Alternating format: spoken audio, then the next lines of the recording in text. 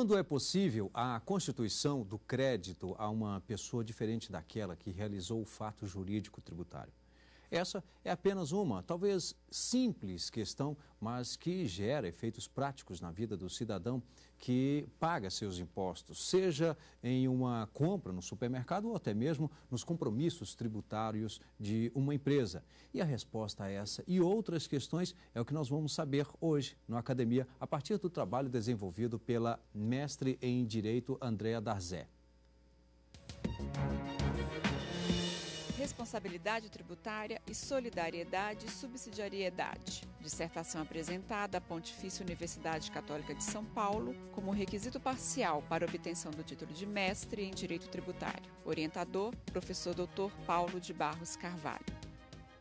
Para participar do debate de hoje, nós convidamos Leliana Rolim de Pontes Vieira, ela que é mestre em Direito Público e especialista em Direito Tributário, e o outro convidado é Rafael Santos de Barros e Silva, advogado e professor de Direito Tributário e procurador do Distrito Federal e também mestre em Direito. Quero aqui agradecê-los pela presença, doutor Rafael, doutor Leliana, muito obrigado pela presença aqui no Academia. E nós vamos conferir agora um resumo deste estudo. O objetivo do estudo é examinar a temática da responsabilidade tributária sob duas perspectivas: a estática, abordando disposições do plano normativo, e a dinâmica, com respostas a questões como: quando é possível a constituição do crédito contra a pessoa diversa daquela que realizou o fato jurídico tributário? Quem é o sujeito competente para inserir norma com esse conteúdo no sistema? Bem, também muito obrigado, Andréa Darzé, muito obrigado pela presença aqui na Academia, por trazer o seu trabalho para ser debatido aqui com a gente. Com detalhe, nesse caso aqui, o trabalho é uma dissertação de mestrado, mas você também é doutora. Exato. Eu queria que você já falasse da metodologia para esse estudo. A metodologia utilizada no trabalho foi o construtivismo lógico-semântico, que é uma metodologia muito difundida na PUC, né, por meu orientador, o professor Paulo de Barros Carvalho. Essa metodologia ela consiste basicamente na estabelecimento de premissas por meio da definição de conceitos fundamentais e até chegar efetivamente no objeto que de perto interessa a investigação. Foi esse método que eu me utilizei e entendo interessante a utilização desse método porque ele permite aí uma conferência interativa da coerência do raciocínio. Então, o leitor está sempre tendo a possibilidade de ver o desenvolvimento, o concatenamento das ideias. Então, foi por isso que eu adotei essa metodologia. Bom, a Andréa destacou para a gente 3 obras que compõem aí a bibliografia deste estudo. Nós vamos saber quais são essas obras e depois ela diz para a gente por que ela selecionou justamente essas 3. Vamos conferir. Competência tributária, Fundamentos para uma Teoria da Nulidade, de Tássio Lacerda Gama, editora Noeses. Direito Tributário, Linguagem e Método, de Paulo de Barros Carvalho, editora Noeses. Responsabilidade Tributária e o Código Civil de 2002, de Maria Rita Ferragut, editora Noeses. Então, André, por que você destacou esses 3? Direito Tributário, Linguagem e Método é o livro, um dos carros-chefes do meu orientador, e lá estão fixadas as bases do meu trabalho, a base da minha formação acadêmica, então não poderia deixar de citá-lo, né? E também é um livro que trata muito de teoria geral do direito, então não é voltado apenas, apesar de ser no direito tributário, mas é um livro que pode ser consultado por qualquer estudante de direito ou qualquer acadêmico que se pretenda fazer um trabalho voltado aí para a academia. Competência tributária, porque a primeira parte do meu trabalho é toda voltada para estabelecer limites para a escolha do sujeito passivo tributário. Então, quais seriam as situações em que se pode escolher um terceiro, entendido como aquele que não realizou o fato de tributário, para se imputar o dever de pagar tributo. Então, foi um livro que me trouxe as bases para analisar quais seriam esses limites para a escolha, especialmente no âmbito constitucional, desse terceiro para figurar como sujeito passivo do tributo. E Responsabilidade Tributária e o Código Civil de 2002, que é o livro da Maria Rita Ferragut, né, que foi um livro que eu realmente me inspirei e comecei aí realmente a entrar efetivamente no tema do meu trabalho, que é a responsabilidade tributária, com foco na solidariedade e na subsidiariedade, mas a base, o núcleo rígido do meu trabalho foi todo pautado aí no livro da Maria Rita Ferragutti. Bom, gostaria de te pedir para apresentar então o seu trabalho para a gente. No primeiro momento, né, uma coisa que realmente me incomodava era ver essa crescente estipulação, escolha de um terceiro, e aqui repito, terceiro entendido como aquela pessoa que figura na relação jurídica tributária, mas que não foi aquela que realizou o fato jurídico tributário. Ou seja, não foi a pessoa que deu causa, por assim dizer, à tributação. Então, eu identifiquei que isso era uma realidade cada vez mais crescente, com a utilização aí da substituição tributária, que cada vez mais é uma necessidade até para simplificar e viabilizar a arrecadação com uma sociedade tão complexa como a gente tem. Então, a minha primeira indagação seria, quais são esses limites? Quando que eu posso me valer desses instrumentos? Eu sei que se tem esse interesse do arrecadatório do Estado, mas, por outro lado, eu tenho garantias constitucionais, como o direito de propriedade, como a própria repartição constitucional de competência, o não confisco, a capacidade contributiva. Então, como que eu posso compatibilizar esses dois interesses legítimos, do meu ponto de vista, e permitir uma tributação simplificada, né? Mas que não desvirtue todos esses limites traçados constitucionalmente. Então, o primeiro ponto, a primeira resposta que eu tentei, a primeira pergunta que eu tentei responder foi justamente isso. Quais são esses limites? E aí eu verifiquei que esses limites constitucionais eles estão mais voltados para a repercussão do ônus do tributo do que propriamente para a eleição do sujeito passivo tributário. O que eu quero dizer com isso? Que é possível me valer de um terceiro e colocá-lo no polo passivo da relação jurídica tributária sem que isso necessariamente implique desrespeito a esses limites, a esses princípios constitucionais, desde que eu garanta que o que eu estou levando aos cofres públicos efetivamente seja uma parcela daquela manifestação de riqueza tomada como causa para a tributação. E no nosso sistema jurídico atual, o que se verifica são dois instrumentos que o legislador encontrou para que isso seja garantido, que é a escolha de um terceiro, mas que esteja vinculado ao fato gerador do tributo, e essa vinculação indireta, ou seja, não é a pessoa que aufere a renda, mas é a pessoa que paga a renda, não é a pessoa que presta o serviço, mas é a pessoa que toma o serviço, então ela tem uma relação com o próprio fato gerador do tributo e, por uma questão negocial subjacente, que é tomado como a própria causa da responsabilidade tributária, ele consegue repassar aquele ônus para a pessoa que efetivamente realizou o fato jurídico tributário. Outro instrumento também muito utilizado é quando ele não tem relação com o fato gerador, mas ele tem relação com o realizador do fato gerador do tributo. Isso você vê nos casos, por exemplo, de sucessão. Então, eu adquiro, por exemplo, uma empresa com dívidas tributárias, né? Eu não tenho relação com aqueles fatos, por exemplo, oferi uma receita 3 anos atrás, então eu não tenho relação com esse fato gerador, mas eu tenho relação com a pessoa que realizou. Então, na hora da negociação da empresa, eu consigo transferir esse tributo, que eu sei que eu vou passar a ser sujeito passivo, para aquela pessoa que realizou e que, naturalmente, deveria ser o contribuinte daquele pagamento, daquele tributo. Então, esses foram os mecanismos. À medida que eu fui avançando na pesquisa, eu me deparei com uma situação que me parece mais traumática, mais problemática, de um estudo sistematizado. Porque se a identificação desses limites já não é uma coisa tão tranquila, então a gente às vezes vê arbitrariedades por parte do legislador no momento da instituição do terceiro, do responsável tributário, às vezes não se tem essa preocupação de assegurar mecanismos para que efetivamente haja essa possibilidade de repercussão do ônus do tributo e, com isso, que a tributação efetivamente recaia sobre aquele fato eleito pelo constituinte como causa para a tributação, o problema se acentua ainda muito mais nas situações de como que eu devo constituir esse crédito tributário em face a esse terceiro. Então, ou seja, eu preciso de um auto de infração, eu devo assegurar o contraditório, a ampla defesa no âmbito administrativo. Quando que é possível constituir esse crédito? Quem deve constituir esse crédito? Então, nesse segundo momento, foi um momento assim, realmente de uma grande perplexidade, porque pouquíssimos textos sobre esse assunto, a jurisprudência não discute muito essa situação, né?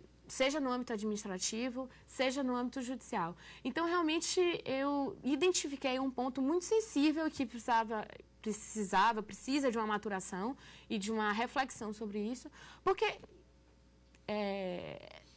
a gente tem todo um regramento bem definido, decretos, instruções normativas, portarias, que regulam como que se deve ser lavrado a auto de infração, como que se deve ser constituído o crédito tributário, lançamento e promulgação, enfim, todas as espécies de constituição do crédito.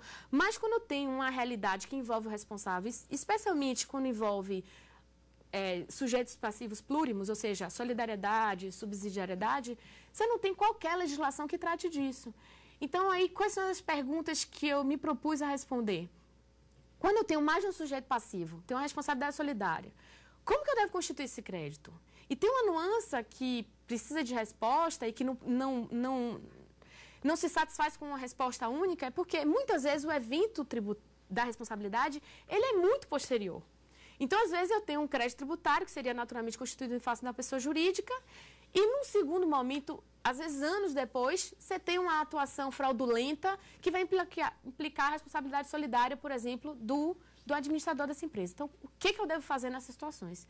Então, foram esses temas que eu tentei aí tratar e trazer algumas respostas que, do meu ponto de vista, satisfatórias, enfim, mas sujeitas aí à reflexão também para essas situações. Bem, nós vamos aqui fazer um rápido intervalo e na volta já com o debate sobre esse tema. Até já.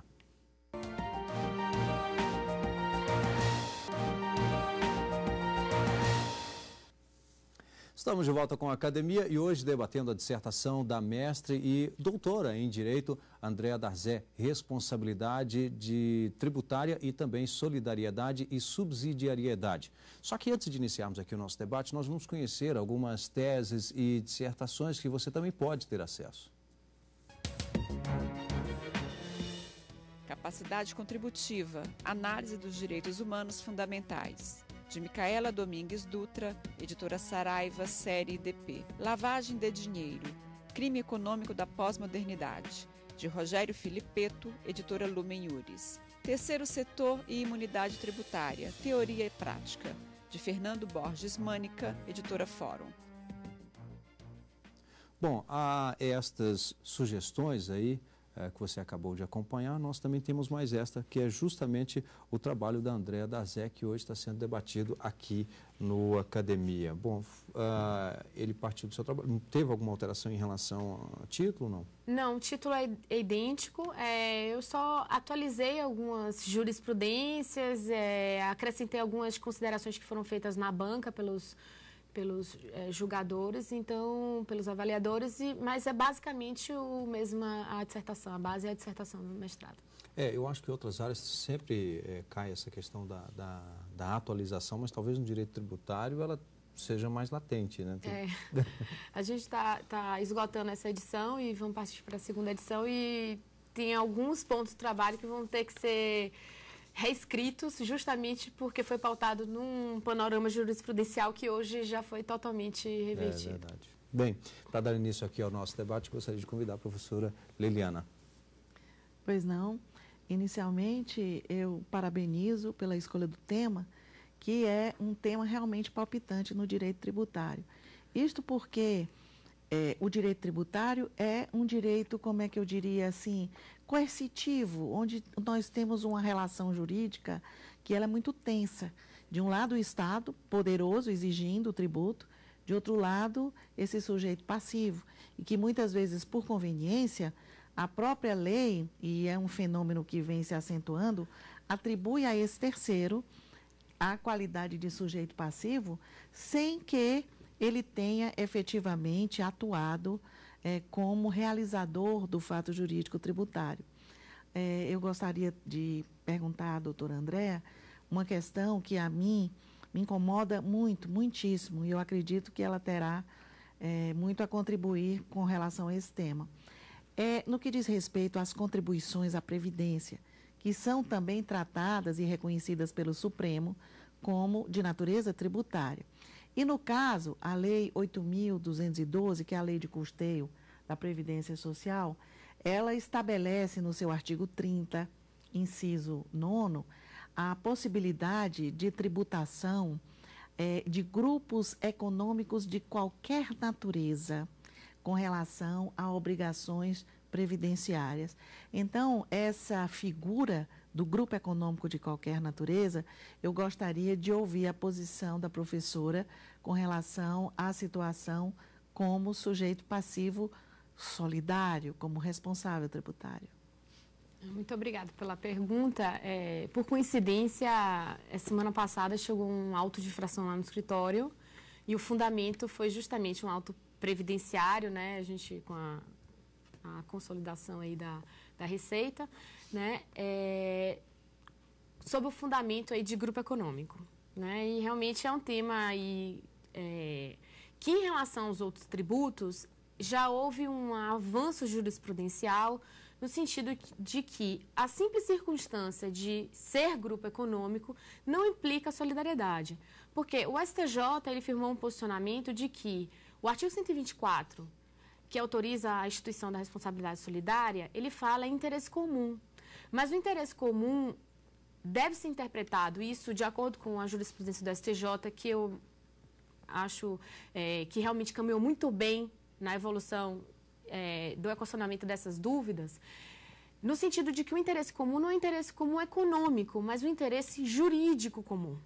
Então, a STJ afirmou o posicionamento de que, ainda que se trate de grupo econômico, para que eu possa responsabilizar os integrantes daquele grupo, eu tenho que ter mais de uma pessoa jurídica realizando o fato gerador do tributo.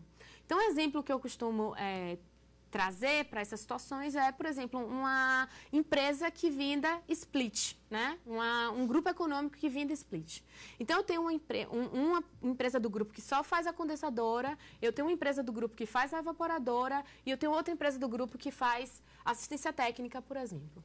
Como que eu coloco no mercado ar-condicionado split, que é formado pela conjugação de evaporadora com a condensadora, eu posso responsabilizar tanto a empresa que faz a evaporadora como a empresa que faz a condensadora. Por quê? Porque elas estão conjuntamente realizando o fato gerador do tributo, que é, no caso, vender a mercadoria ar-condicionado split.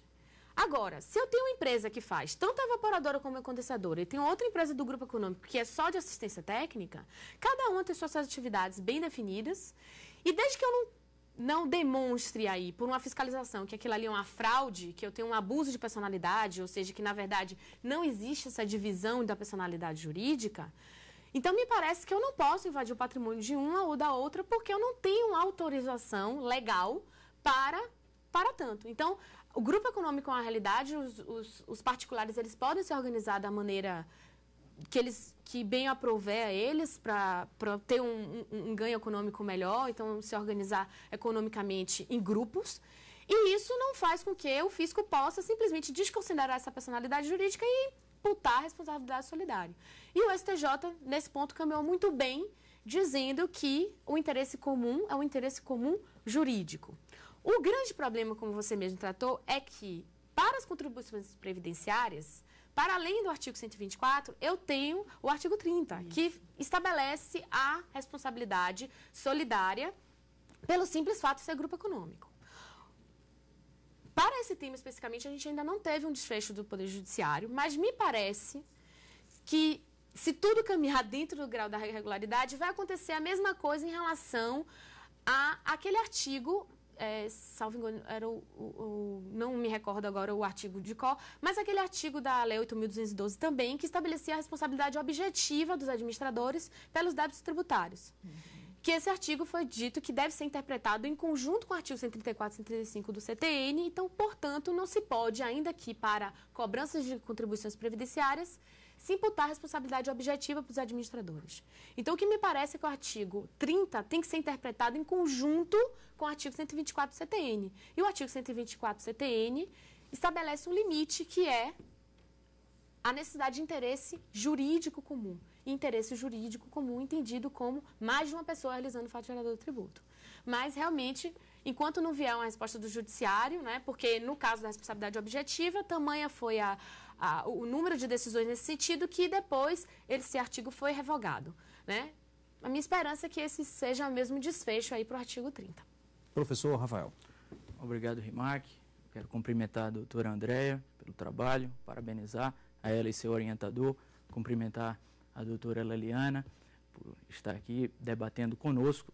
O tema da doutora Andréia é de uma relevância fundamental para o dia a dia de qualquer pessoa. Qualquer um de nós pode estar sujeito a ser responsável por uma dívida tributária, mesmo sem praticar fato gerador, seremos devedores, não é? E envolve qualquer pessoa, quem compra um bem, quem sucede alguém em uma morte, em uma causa mortis, no ramo empresarial. E o tema tem várias nuances. Um tema que eu gostaria, um aspecto que eu gostaria que fosse melhor analisado, diz respeito à necessidade ou não de uma constituição do crédito tributário frente ao responsável. Pelo que eu entendi, é uma das defesas da doutora Andréia. Ela entende que seria necessário constituir o crédito também em relação ao responsável. Esse tema é muito significativo pelo fato de que a Fazenda Pública, a administração tributária, tem um prazo para constituir o crédito, que é o prazo decadencial de 5 anos. E no Código Tributário, a decadência é o prazo para constituir o crédito. O Código Tributário ele não traz um prazo decadencial para o contribuinte e um prazo decadencial para o responsável. Então, a minha dúvida, e eu gostaria de ouvir a doutora Andréia sobre isso, é se ela defende que deve haver uma constituição para o contribuinte e uma constituição para o responsável, quando surgir o evento que enseja a responsabilidade, e se isso não traria algum prejuízo à segurança jurídica dos contribuintes, já que você fica sem ter um termo inicial pré-determinado a partir de quando a Fazenda Pública poderá constituir o crédito tributário contra o responsável. E isso também vai ter repercussões no prazo prescricional, que aí é o prazo seguinte para a cobrança. Então, eu gostaria de ouvir a doutora Andréia sobre isso, mais uma vez parabenizando pelo excelente trabalho. Muito obrigada pela pergunta. Eu acho que realmente isso foi a grande dúvida que motivou eu ir à segunda parte do meu trabalho, né? Eu entendo que o crédito tributário ele tem que ser constituído, sim, contra contribuintes e responsáveis. E por quê? Porque eu vejo o responsável como um sujeito passivo, assim como é o contribuinte. Então, o artigo 121 do CTN, ele fala que os sujeitos passivos são de duas espécies, contribuintes e responsáveis. De outra parte, analisando aí o decreto 7235, que trata basicamente aí do procedimento para a constituição do crédito, você vê que ele trata do sujeito passivo. Ele, em momento nenhum, ele se refere exclusivamente ao contribuinte.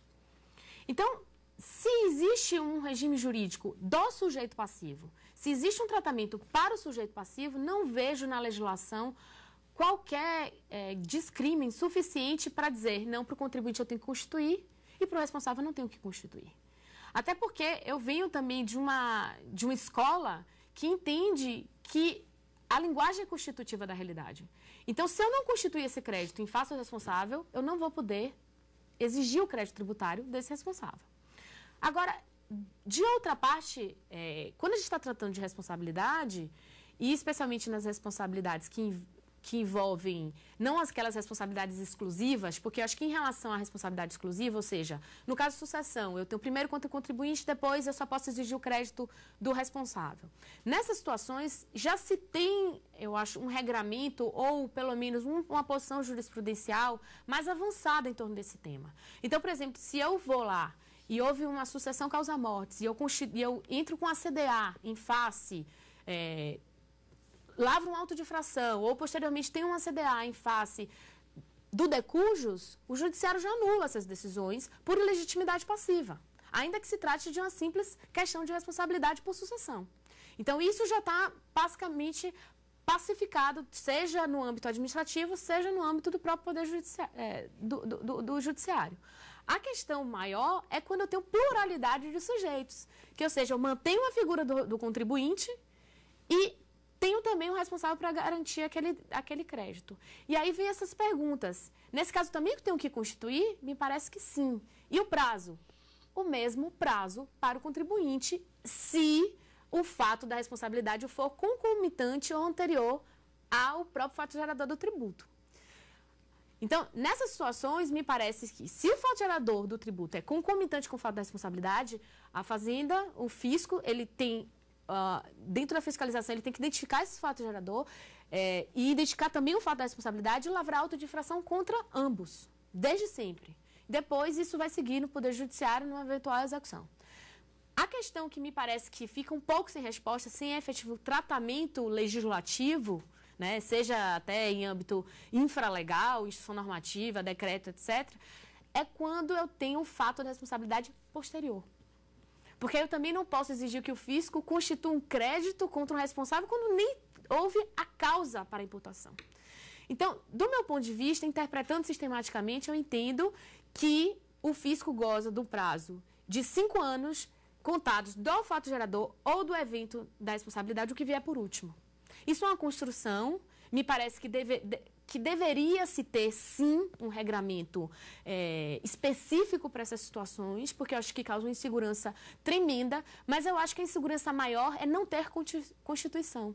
Porque eu tenho que assegurar, imagine umas situações que é o que a gente tem na maior realidade, de responsabilidade decorrente de dolo, de fraude.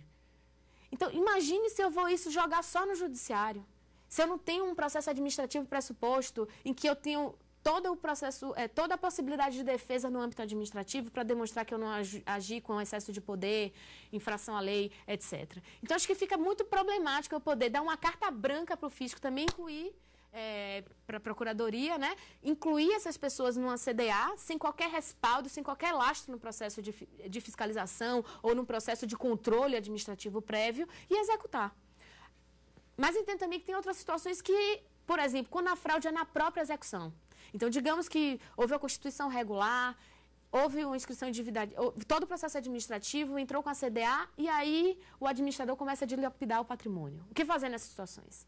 Aí eu acho que a situação é um pouco diferente. Porque se é uma questão de fraude à execução, aí eu acho que eu posso autorizar o redirecionamento para a execução fiscal sem a necessidade no processo administrativo prévio. Só que também não me sinto confortável em dar essas respostas sem ter um respaldo em lei, porque a gente está falando de direito tributário, a gente está falando de exceção de cobrança em face de um terceiro que não realizou o fato gerador do tributo. Então, o que deveria se ter era uma regulamentação legislativa sobre isso. Então, acho que o grande clamor do meu trabalho é dizer, por favor, legislem sobre isso. A gente precisa de regulamentação, a gente precisa de segurança jurídica. Né? É impressionante que é uma realidade cada vez mais crescente e não se tem regulamentação. Bem, Andréa, mais uma vez, muito obrigado. Professora Liliana, também muito obrigado pela presença, ao Rafael também pelos questionamentos aqui. E lembro que você pode participar do programa Academia, você pode enviar o seu trabalho pelo e-mail academia@stf.jus.br, a sua tese ou a sua dissertação, ou alguém que você queira indicar para trazer o trabalho para ser debatido aqui com a gente. O programa está também disponível na internet, é www.tvjustiça.jus.br. Obrigado e até o próximo programa.